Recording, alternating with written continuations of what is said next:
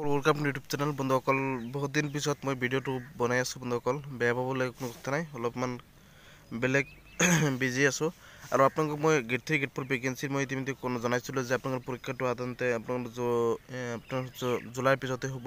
August September মাহতে অনুষ্ঠিত হ'ব গেট 3 গেট 4 ভেকেঞ্চিৰ পৰীক্ষা আৰু অসম পুলিচৰ ফিজিকেলটো আপোনাৰ জুলাই মাহতে হ'ব মুখ্যমন্ত্ৰী ডাঙৰীয়া কেইবাটা বৃহৎ ঘোষণা কৰিছে আৰু মুখ্যমন্ত্ৰী ডাঙৰীয়া সাধাৰণতে ঘোষণাটো মই ইতিমধ্যে মোৰ নিজৰ মোবাইলৰ কেইবাটাও সাধাৰণতে ৰেকৰ্ড কৰিছোঁ ইতিমধ্যে চাকৰিৰ ওপৰত কৈছে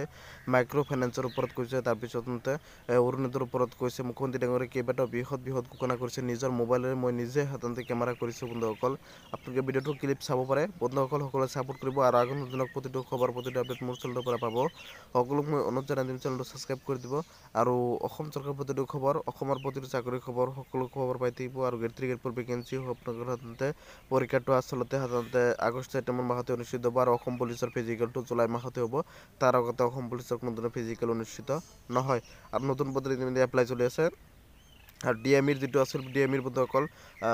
ষ্টাফ নাৰ্ছৰ কেৱল সাধাৰণতে এডমিট কাৰ্ড মুকলি ষ্টাফ নাৰ্ছৰ কেৱল পৰীক্ষাটো সাধাৰণতে অহাকালি অনুষ্ঠিত হ'ব আৰু বেলেগ পৰীক্ষা সাধাৰণতে বেলেগৰ বেলেগ যি পদ আছে সকলো পদৰ এডমিট কাৰ্ড অতি সোনকালে আহিব আপোনালোকক মই জনাই দিম সকলোৱে ছাপোৰ্ট কৰিব আৰু মুখ্যমন্ত্ৰী ডাঙৰীয়াই কি কৈছে আপোনালোকে নিজৰ মোবাইলত চালে হ'ল আৰু আপোনালোকে ক্লিক কৰি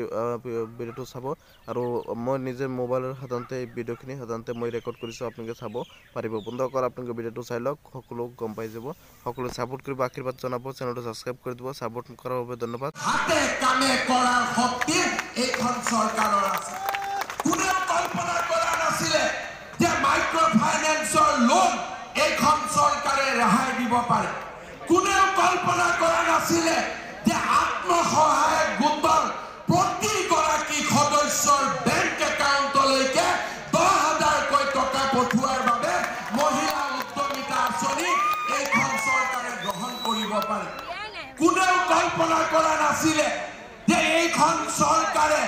অৰুণোদয়ৰ দৰে কল্যাণমুখী আঁচনি গ্ৰহণ কৰিব পাৰে যি আঁচনি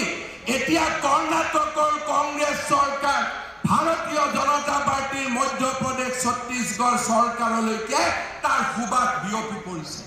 শ্ৰদ্ধাৰ ৰাইজ মই বিশ্বাস কৰোঁ মহাবাহু ব্ৰহ্মপুত্ৰৰ দৰে অটল শক্তি অসমীয়াৰ হৃদয়ত লুকাই আছে অসমীয়াৰ